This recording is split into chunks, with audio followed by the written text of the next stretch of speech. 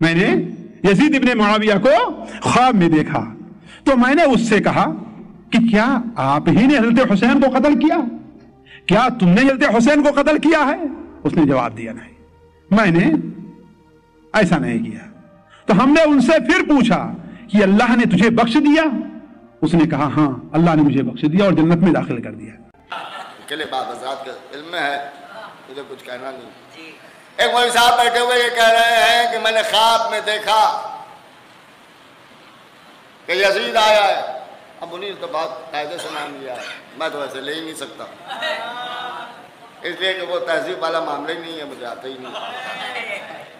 یزید آیا ہے، اور جب یزید کو دیکھا تو انہوں نے اس سے پوچھا کہ امام حسین کو تم نے قتل کیا تھا؟ اس نے کہا نہیں۔ اس نے کہا نہیں۔ تو کہا پھر آپ کا کیا ہوا؟ کہ اللہ نے مجھے معاف کر دیا اور جنت بھیج دیا۔ بس جنت ہی بھیجنا تھا، خواب دیکھ لیا۔ اسی خواب میں ان کا جواب ہے، اس لیے کہ جب انہوں نے پوچھا کہ تم نے حسین کو قتل کیا تو اس نے کہا نہیں، تو جب قتل ہی نہیں کیا تو معافی کس بات کی ملی؟ معافی کس بات کی ملی؟ یہ صرف یزید کو بچانے والا معاملہ ہے۔ اب یہ کہ خواب میں یزید نظر آ گیا، خواب میں یزید نظر آ گیا۔ ہمارے لکھنؤ میں اور اردو ادب میں ایک محاورے کا بہت زیادہ چلن ہے کہ بلی کو خواب میں چھیچڑے ہی نظر آتے ہیں۔ اے صلوات بھیجے محمد والے میں۔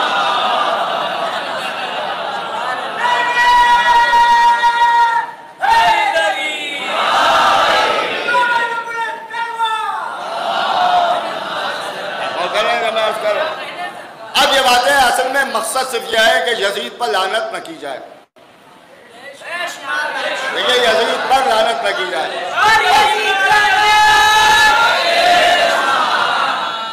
ابو العلا مودودی اپنی کتاب میں لکھ رہے ہیں کہ یزید کے معاملے میں کئی نظریے ہیں۔ ایک نظریہ یہ ہے کہ اس پر لعنت نہیں کرنا چاہیے، اس پر لعنت نہیں کرنا چاہیے۔ اس کی وجہ یہ ہے کہ ہو سکتا ہے اللہ توفیق دے دے توبہ کی، اور وہ توبہ کر لے اپنے گناہ سے، اللہ اسے معاف کر دے۔ تو اگر لعنت نہیں کرنا چاہیے تو پھر کسی کی تعریف بھی نہیں کرنا چاہیے، اس لیے کہ اگر یہ ممکن ہے کہ اللہ آخر وقت میں توبہ کی توفیق دے دے تو یہ بھی تو ممکن ہے کہ اچھے بھلے آدمی سے ساری توفیق سلب کر لے۔ آپ تعریف کر کے پھنس جائیں گے جناب، اس لیے کہ روز محشر جب نکلا تو ان کا آخر وقت میں تو یہ گڑبڑ کر دی تھی، تب کیا ہوگا؟ اب اس کے بعد انہوں نے کہا کہ بعض ایسے ہیں جو اس کے کردار پر لعنت کرتے ہیں اور نام لے کے لعنت نہیں کرتے۔ ایک بات یہ بھی سمجھ لیجئے کہ ہمارے یہاں بھی کچھ لوگ کہتے ہیں کہ نام لے کے لعنت نہیں کرنا چاہیے، یہ نظریہ ہمارا نہیں ہے، یہ ادھر کا نظریہ ہے۔ اب جو یہ نظریہ پیش کرتا ہے تو ہم کیا کریں، ہم اپنے نظریے سے اسے ادھر ہی کا سمجھتے ہیں۔ نام لے کے لعنت نہیں کرنا چاہیے، اس کے کردار پر لعنت کرنا چاہیے۔ اگر یہ بات ہے تو یہ بات خلاف فطرت ہے۔ اس کی وجہ یہ ان کا صاحب قرآن میں نام لے کے لعنت نہیں ہے۔ آپ نے نہ جانے کیسے قرآن کو کافی کہہ دیا، ہماری تو سمجھ ہی میں نہیں آیا۔ قرآن کو پڑھیے، ابلیس پر لعنت ہے یا ابلیسیت پر لعنت ہے؟ فرعون پر لعنت ہے یا فرعونیت پر لعنت ہے؟ نمرود پر لعنت ہے یا نمرودیت پر لعنت ہے؟ اور آپ ہندوستان کے قانون میں کیا ساری دنیا کے قانون میں دیکھ لیجئے، آپ مجھے بتائیں کہ چور کو سزا ہوتی ہے چوری کو سزا ہوتی ہے؟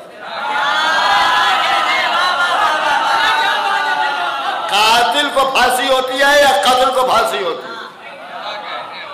نہیں، قتل کو پھانسی ہوتی ہے۔ قاتل سے کیا مطلب؟ برائی سے نفرت کیجئے، بروں سے نفرت نہ کیجئے۔ پوری توجہ سنیے گا جو میں آپ کے سامنے عرض کر رہا ہوں۔ آپ مجھے بتائیں کہ سزا کسے دیتے ہیں؟ تو ان کا سزا تو قاتل کو دیتے ہیں۔ کیوں؟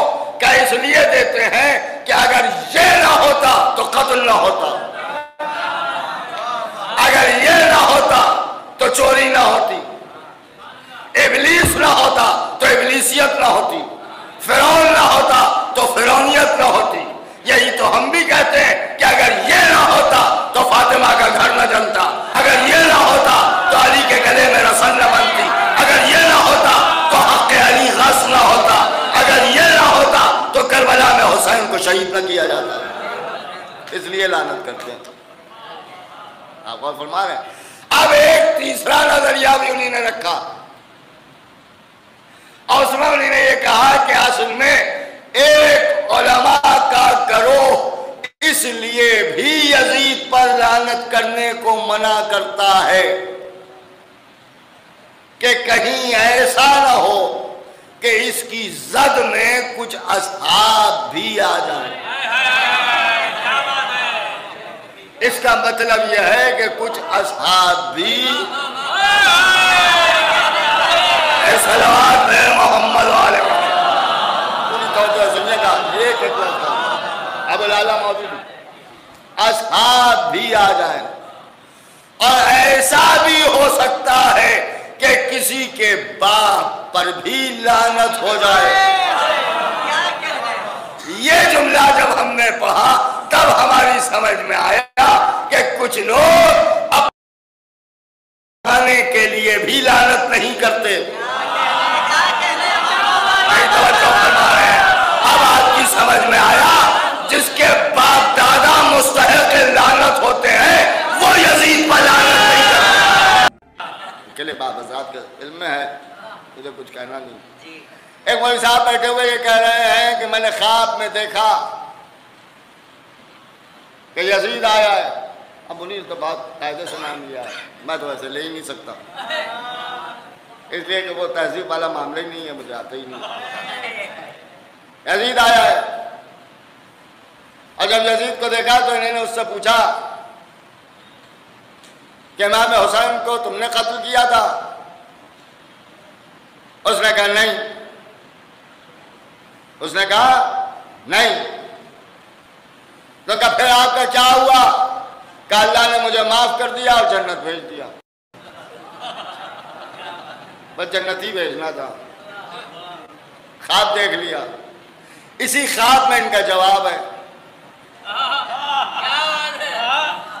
اس لیے کہ جب انہوں نے پوچھا کہ تم نے حسین کو قتل کیا تو اس نے کہا نہیں، تو جب قتل ہی نہیں کیا تو معافی کس بات کی ملی؟ معافی کس بات کی ملی؟ یہ صرف یزید کو بچانے والا معاملہ ہے۔ اب یہ کہ خواب میں یزید نظر آ گیا، خواب میں یزید نظر آ گیا۔ ہمارے لکھنؤ میں اور اردو ادب میں ایک محاورے کا بہت زیادہ چلن ہے کہ بلی کو خواب میں چھیچڑے ہی نظر آتے ہیں۔ ایسا بات بھیجے محمد علیہ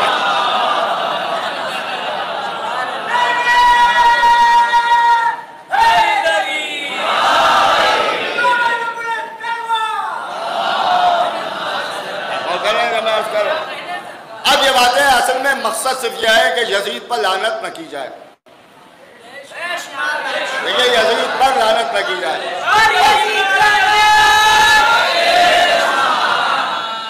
ابو العلا مودودی اپنی کتاب میں لکھ رہے ہیں کہ یزید کے معاملے میں کئی نظریے ہیں۔ ایک نظریہ یہ ہے کہ اس پر لعنت نہیں کرنا چاہیے، اس پر لعنت نہیں کرنا چاہیے۔ اس کی وجہ یہ ہے کہ ہو سکتا ہے اللہ توفیق دے دے توبہ کی، اور وہ توبہ کر لے اپنے گناہ سے، اللہ اسے معاف کر دے۔ تو اگر لعنت نہیں کرنا چاہیے تو پھر کسی کی تعریف بھی نہیں کرنا چاہیے، اس لیے کہ اگر یہ ممکن ہے کہ اللہ آخر وقت میں توبہ کی توفیق دے دے تو یہ بھی تو ممکن ہے کہ اچھے بھلے آدمی سے ساری توفیق سلب کر لے۔ آپ تعریف کر کے پھنس جائیں گے جناب، اس لیے کہ روز محشر جب نکلا تو ان کا آخر وقت میں تو یہ گڑبڑ کر دی تھی، تب کیا ہوگا؟ اب اس کے بعد انہوں نے کہا کہ بعض ایسے ہیں جو اس کے کردار پر لعنت کرتے ہیں اور نام لے کے لعنت نہیں کرتے۔ ایک بات یہ بھی سمجھ لیجئے کہ ہمارے یہاں بھی کچھ لوگ کہتے ہیں کہ نام لے کے لعنت نہیں کرنا چاہیے، یہ نظریہ ہمارا نہیں ہے، یہ ادھر کا نظریہ ہے۔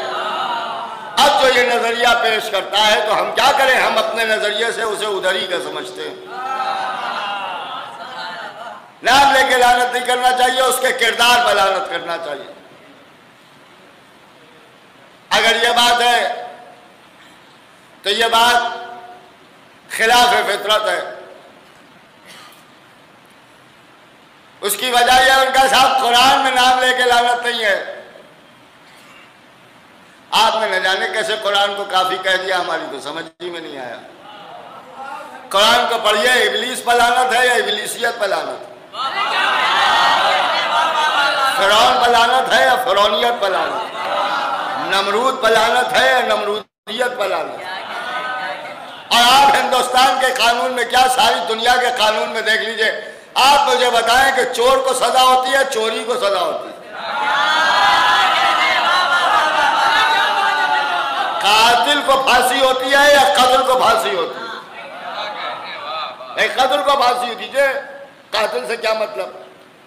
برائی سے نفرت کیجئے، بروں سے نفرت نہ کیجئے۔ پوری توجہ سنیے گا جو میں آپ کے سامنے عرض کر رہا ہوں۔ اب مجھے بتائیں کہ سزا کسے دیتے ہیں؟ تو ان کا سزا تو قاتل کو دیتے ہیں۔ کیوں؟ کہ اس لیے دیتے ہیں کہ اگر یہ نہ ہوتا تو قتل نہ ہوتا، اگر یہ نہ ہوتا تو چوری نہ ہوتی، ابلیس نہ ہوتا تو ابلیسیت نہ ہوتی، فرعون نہ ہوتا تو فرعونیت نہ ہوتی۔ یہی تو ہم بھی کہتے ہیں کہ اگر یہ نہ ہوتا تو فاطمہ کا گھر نہ جلتا، اگر یہ نہ ہوتا تو علی کے گلے میں رسن نہ بنتی، اگر یہ نہ ہوتا تو حق علی غصب نہ ہوتا، اگر یہ نہ ہوتا تو کربلا میں حسین کو شہید نہ کیا جاتا۔ اس لیے لعنت کرتے ہیں۔ آپ غور فرما رہے ہیں؟ اب ایک تیسرا نظریہ بھی انہوں نے رکھا، اور اس میں انہوں نے یہ کہا کہ اصل میں ایک علماء کا گروہ اس لیے بھی یزید پر لعنت کرنے کو منع کرتا ہے کہ کہیں ایسا نہ ہو کہ اس کی زد میں کچھ اصحاب بھی آ جائیں۔ اس کا مطلب یہ ہے کہ کچھ اصحاب بھی صلوات میں محمد علیہ پوری توجہ سنیے گا، ایک اطلاع کا اب لالا موجود اصحاب بھی آ جائیں، اور ایسا بھی ہو سکتا ہے کہ کسی کے باپ پر بھی لعنت ہو جائے۔ یہ جملہ جب ہم نے پڑھا تب ہماری سمجھ میں آیا کہ کچھ لوگ اپنے کے لیے بھی لعنت نہیں کرتے۔ اب آپ کی سمجھ میں آیا